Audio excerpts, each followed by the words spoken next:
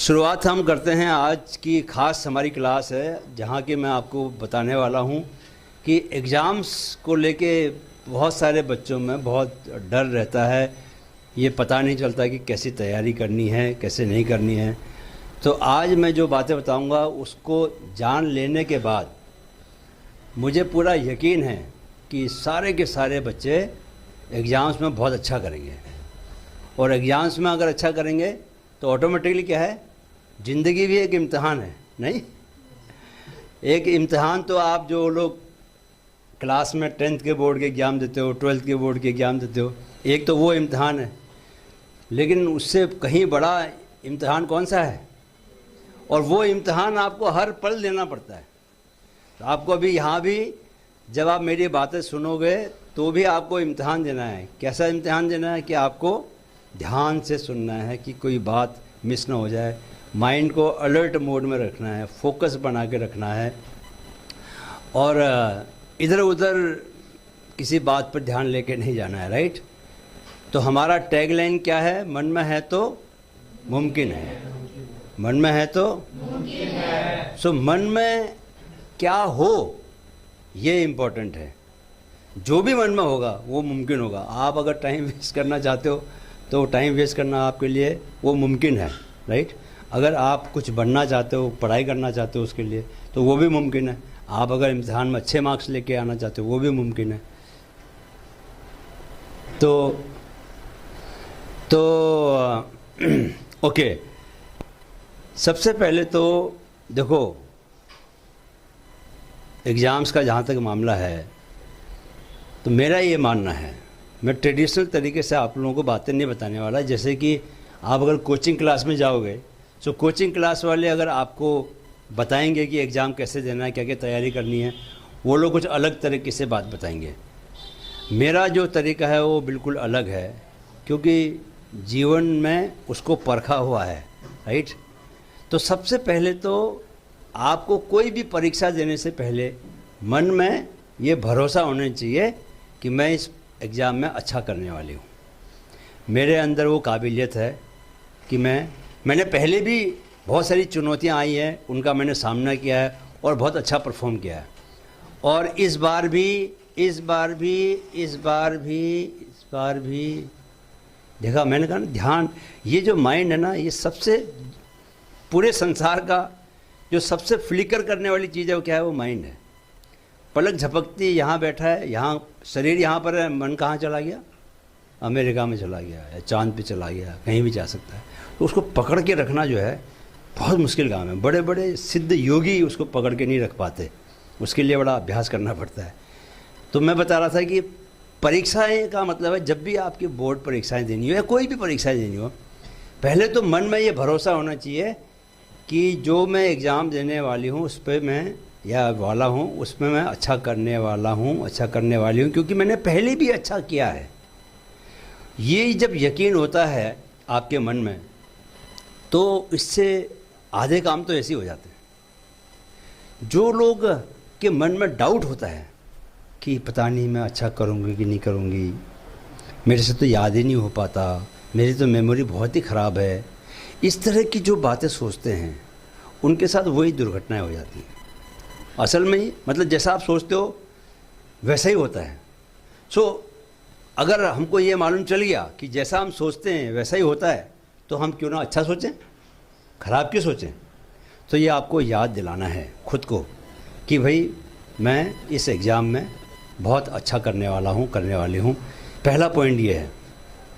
दूसरा, अब इसमें थोड़ा सा इसमें साइंस भी जोड़ देते हैं, जिसकी मैं बार बार बात करता हूँ, पावर ऑफ विजुअलाइजेशन। तो कैसे आप अच्छा करने वाले, खुद को आंख बंद करके अच्छा करते हुए देखो। जब आप रात को सोते हो तो उस वक्त ठीक सोने से पहले आप जो भी आपके डर हैं वो डर को दूर होते हुए देखो, और जो भी आपकी पावर है उस पावर को यूज़ करते हुए देखो। आप देखो कि जैसे कोई बच्चे को लगता है कि वो मैथ्स में थोड़ा कमज़ोर है, राइट? तो आंखें बंद करके विजुअलाइज करना चाहिए कि वो मैथ का पेपर दे रहा है और सारे के सारे उसको जितने भी क्वेश्चंस हैं सब के सब आ रहे हैं, उसको फटाफट करता जा रहा है। कहीं भी कोई घबराहट नहीं है, और टाइम मैनेजमेंट भी बहुत बढ़िया हो रहा है। ऐसा नहीं हो रहा कि टाइम बहुत कम बचा है और पेपर में बहुत सारे सवाल बाकी हैं, ऐसा भी नहीं हो रहा। टाइम भी बहुत है और पेपर भी वो करता जा रहा है, सारे सवाल उसको आ रहे हैं। बड़े वाले सवाल भी 4-4 नंबर के जो सवाल होते हैं वो भी आ रहे हैं, छोटे जो ऑब्जेक्टिव टाइप भी सब आ रहे हैं। तो वो अपने को करता हुआ देखे एग्ज़ाम में, और ये देखे किस तरह वो खुश होके बाहर निकल रहा है।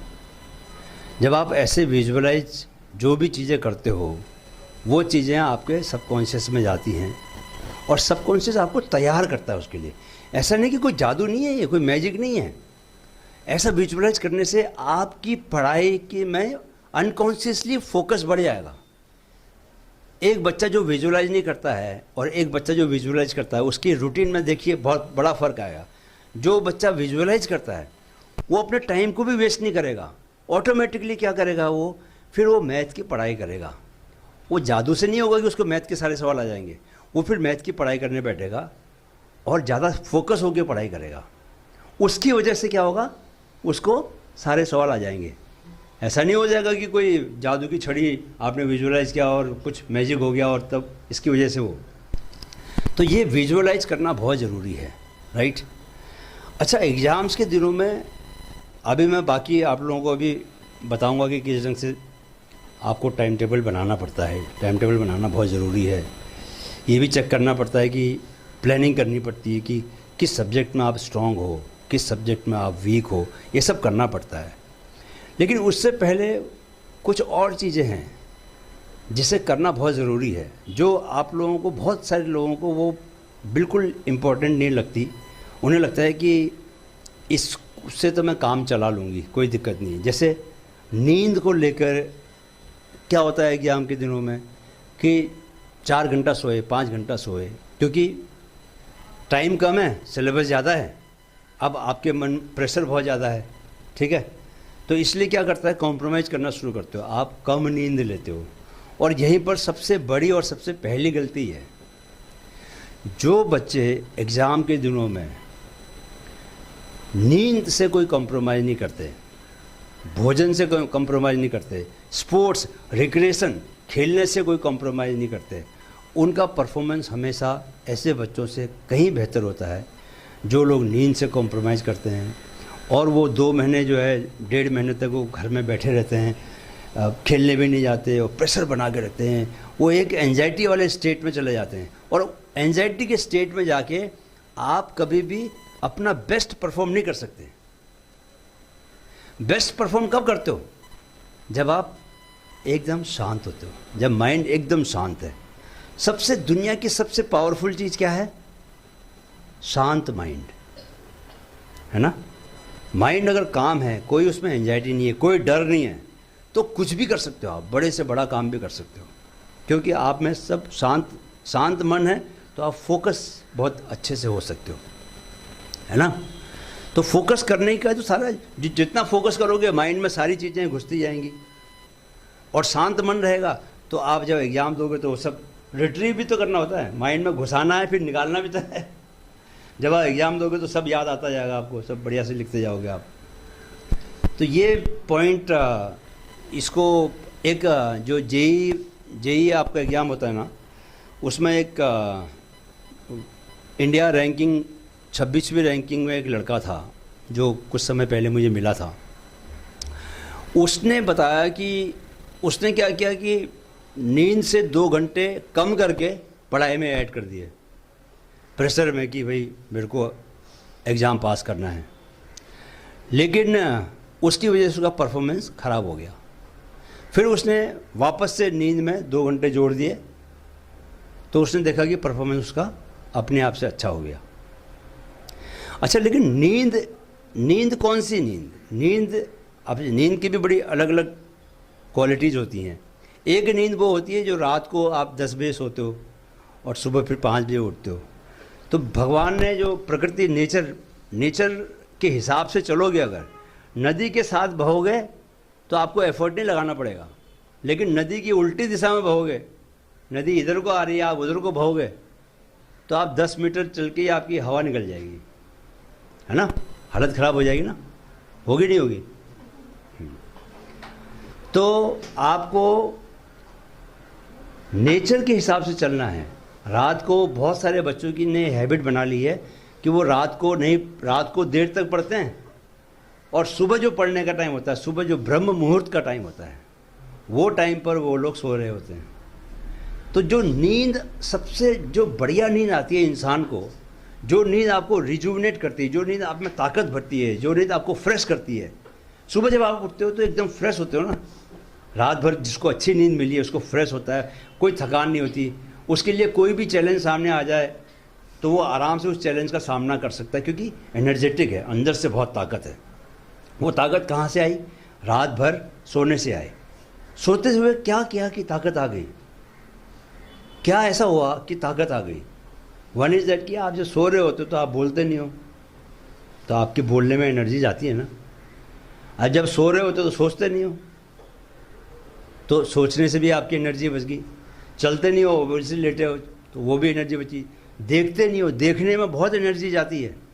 हमको ये समझ में नहीं आता, लेकिन देखने में जितनी एनर्जी जाती है वो कम नहीं होती। अगर आप लगातार मोबाइल देखते रहो, 3-4 घंटे के बाद आपकी हालत ख़राब हो जाएगी। आधे से ज़्यादा एनर्जी उसी में चली जाएगी। सोचने में बहुत ज़्यादा एनर्जी लगती है। जो लोग चेस के प्लेयर्स हैं, वो लोग जब चेस का कंपटीशन में भाग लेने जाते हैं तो उनका वेट लॉस की शिकायत करते हैं। मतलब एक महीने में 6-6 किलो वेट लॉस हो जाता है। क्यों? क्योंकि सोचना बहुत ज़्यादा पड़ता है। तो एग्ज़ाम्स के दिनों में आप पढ़ाई ज़्यादा करते तो सोचते ज़्यादा हो, इसलिए ऑटोमेटिकली उन दिनों क्या है, आपको डाइट भी बहुत अच्छी चाहिए, खाना भी बहुत अच्छा चाहिए। तो आपको हाई प्रोटीन और नट्स आपको लेने चाहिए। साफ़ सुथरा खाना खाओ ताकि बॉडी का जो पूरा सिस्टम है वो साफ़ सुथरा रहे, स्ट्रॉन्ग बना रहे। तो जो नींद की बात कर रहा था, इसलिए अगर आप रात को ये हैबिट बना लो अभी से, अभी आपके बहुत लंबा फ्यूचर है, ये हैबिट बना लो कि रात को आप 10:30 तक सो जाओ और सुबह 4:30 5 o'clock उठ जाओ। तो ब्रह्म मुहूर्त में क्या होता है कि ब्रह्म मुहूर्त के समय इन्वायरमेंट में ऑक्सीजन ज़्यादा होती है, नंबर 1। सो आपकी हेल्थ के लिए बहुत अच्छा है। उस वक्त लोग सोए हुए होते हैं, तो जो माइंड एनर्जी होती है, माइंड वेव्स होती हैं, जो थॉट एनर्जी होती है, विचार तरंगे इसको बोलते हैं, वो भी वातावरण में बहुत कम होती हैं। हमको तो दिखाई नहीं दे रही, लेकिन जो ये वातावरण है इसमें बहुत सारी तरंगे हैं, रेडियो वेव्स हैं। आप अभी रेडियो लगाओगे तो एकदम से आवाज़ पकड़ेगी, तो ये दिखाई नहीं दे रहा।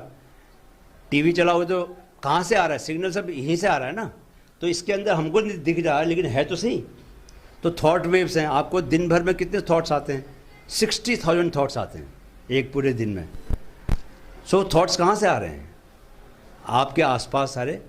तो सुबह के टाइम पर लोग सोए हुए होते हैं, तो थॉट, अब सोए हुए हैं तो सोचता तो है नहीं सोए हुए आदमी, सोया हुआ हो तो इसलिए थॉट वेव्स बहुत कम होती है। इसलिए आप ज़्यादा बढ़िया तरीके से कॉन्सेंट्रेट कर पाते हो, फोकस कर पाते हो। सुबह का जो पढ़ा हुआ है आपका और जो दिन में पढ़ा है, जो रात में पढ़ा है, उसकी तुलना में कहीं ज़्यादा स्ट्रॉन्ग रहता है और आपकी मेमोरी में वो स्ट्रॉन्गली चला जाता है। फिर आप उसको भूलते नहीं हो। बहुत सारी चीज़ें, जैसे मुझे आज भी याद है कि मैंने 5वीं 6वीं में जो चीज़ें पढ़ी, कुछ चीज़ें मैं कहीं भूला ही नहीं, आज भी याद है, वैसा के वैसा याद है। क्योंकि वो हो सकता है कि मैंने सुबह उठ के पढ़ी हो, बड़े ध्यान से पढ़ी हो, फोकस के साथ पढ़ी हो।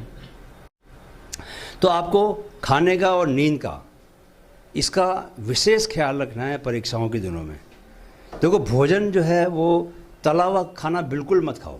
क्या होता है कि पेट अगर ख़राब हो जाए तो दिमाग नहीं चल सकता। अगर आपका पेट खराब है तो आप ये देखिएगा, जब भी पेट में दर्द होगा तो आप पढ़ाई कर सकते हो। सो पेट आपका सबसे, जो दिमाग के बाद सबसे इम्पोर्टेंट जो चीज़ बॉडी का ऑर्गन है वो है आपका पेट, डाइजेस्टिव सिस्टम। उधर पे कुछ गड़बड़ नहीं होनी चाहिए वहाँ पर। इसलिए वो गड़बड़ कब नहीं होगी? जब आप भोजन एक तो समय पे करोगे, उसका टाइम फिक्स करोगे, दूसरा सात्विक भोजन लोगे, अच्छा भोजन लोगे, है ना। दिमाग बढ़ाने वाली बहुत सारी चीज़ें ऐसी जिससे खा के दिमाग बढ़ता है। अखरोट पक्का, नट्स पक्का लेने चाहिए, है ना, उनसे भी आपका दिमाग बढ़ता है। माइंडफिट युवाओं में मानसिक जागरूकता के अपने लक्ष्य को लेकर कृत संकल्प है। इस मुहिम में हमारे मददगार बने। वीडियो अगर पसंद आया है तो इसे अपने दोस्तों के साथ ज़रूर शेयर करें।